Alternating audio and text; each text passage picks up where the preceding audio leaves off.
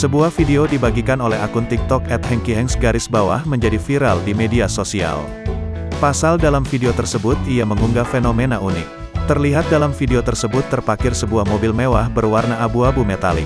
Uniknya, mobil tersebut berisi berbagai macam sayur-sayuran hingga berbagai macam lauk di jok penumpang dan bagasi belakang.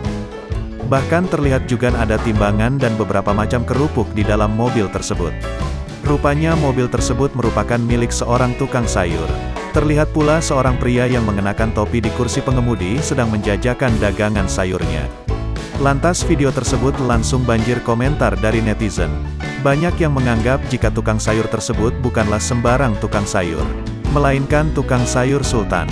Saat dikonfirmasi oleh Tribun Tanda Hubung Video.com pada Selasa, tanggal 4 Januari tahun 2022, pemilik akun @hengkyhengs membenarkan video tersebut. Hengky menerangkan jika mobil tukang sayur tersebut biasa berjualan di komplek perumahannya, di daerah Ungaran, Jawa Tengah. Itu mobil tukang sayur yang biasanya jualan di komplek perumahan saya, terangnya. Pria asal Ungaran juga menjelaskan jika tukang sayur tersebut mengaku mobil pickup sayurnya sedang rusak. Katanya mobil pickupnya lagi rusak, ungkapnya.